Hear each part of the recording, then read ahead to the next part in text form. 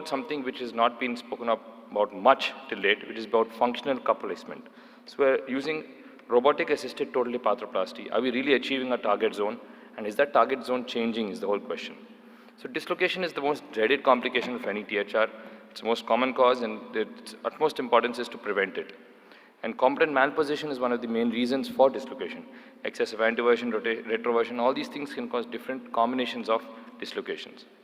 And other complications from improper cup positioning are impingement, restricted range of motion, wear and loosening, noise generation, and so many things can happen if you don't put your cup properly.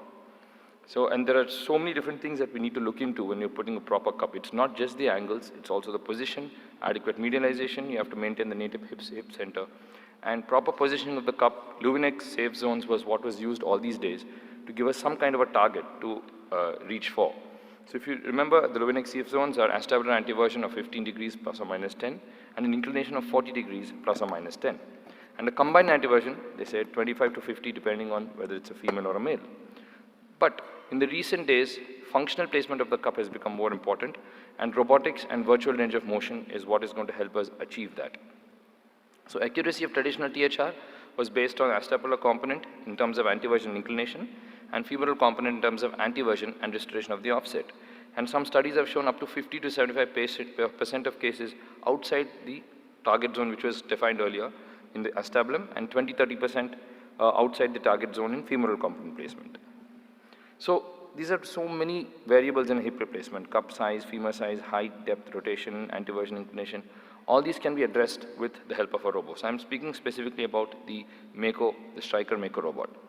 So just if you have a look at the planning and execution, the evolution, static planning was what was being used earlier in terms of templating.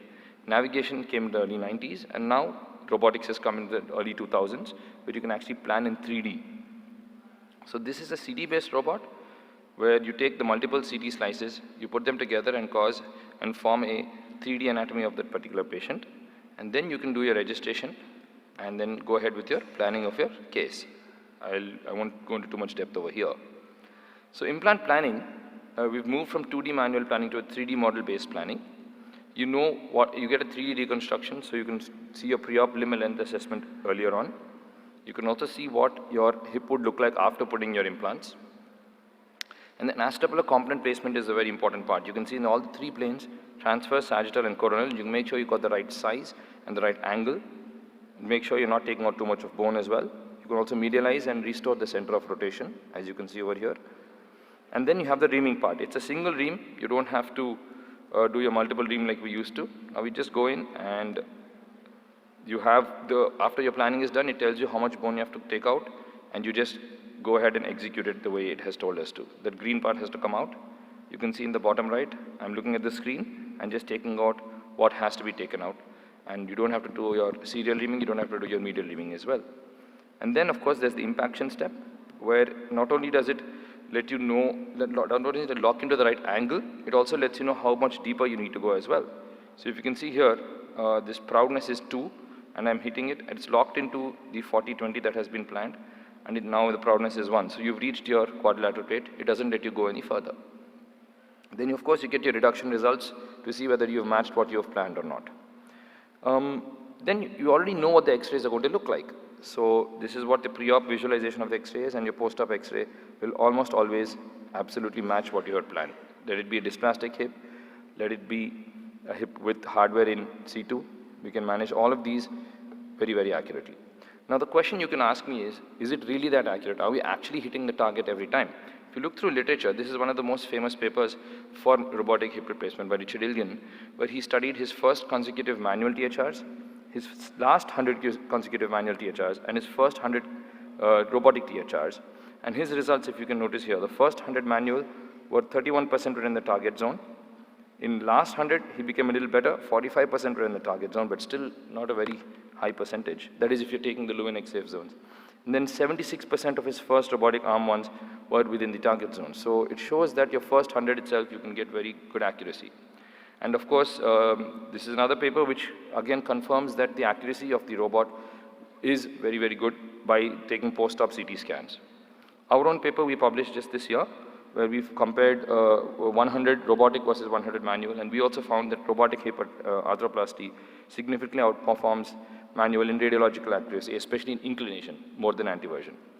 But the next question is that, okay, we now know that it can reach the target, but do we know what the actual target is? The target is moving now. No longer is Leuvenec the commandment anymore. So this is a very ominously titled paper, The Death of the Leuvenec Safe Zone. And I think many people are now taking this into consideration because Leuvenec safe zones becoming redundant slowly. The importance of the spinopelvic parameters has now come into light. And of course, the importance of combined anteversion, which Pacho always teaches us about, and this is now actually coming into the mainstream as well. So the question is, we know that it's accurate, but now we really don't know where the target is. We're really confused now because that at least gave us some kind of a safety net when we had the Leuvenec safe zone. So what are we actually looking for? So first thing we need to know is that pelvic tilt and sacral slope, all these things are, merged together. So you know that now when you're sitting and when you're standing, your pelvis is going to rock forward and rock backwards.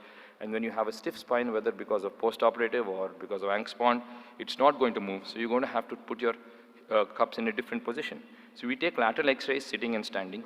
We input our sacral slope values in standing and sitting. And then the robot auto-calculates for us where your cup has to be. So this is basically the foundation of the functional placement of the cup. So we also know the femoral component sizing and offset. And then you get the combined anteversion. After putting your stem, it tells you what stem version you got. So taking into consideration your stem version and your spinopelvic parameters, it's going to let us do something what is a virtual range of motion where we can put our cup in a functional. So you go through sitting position, just virtually seeing where you're going to impinge. You can see this patient is not impinging even up to 120. And then you can see again in standing, by taking the virtual range of motion through extension and external rotation, we can see if you're impinging anywhere. You see it's impinging at 30 degrees of external rotation.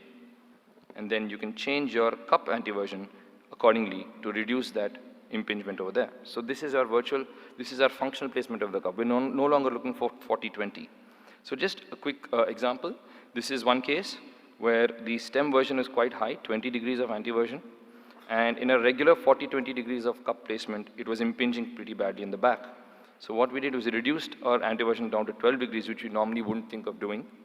And combined anteversion, 20 plus 12, 20 of the femur, 12 of the cup. We got 32, which is within the normal range of combined anteversion. And we went ahead with 40-12, and we got a very good stable hip, and we were very, very happy with that.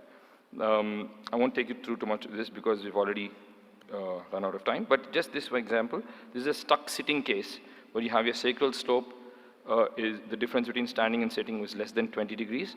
So it's stuck sitting. And normally we would be confused where to put the cup in that situation.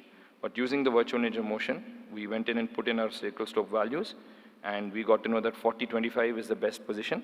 Also, to be more safe, we made sure that we put in a dual mobility, and we got a very stable hip. So thank you. Thank you for inviting me here. This is my team, the orthobotics team from Sunshine. Thank you so much.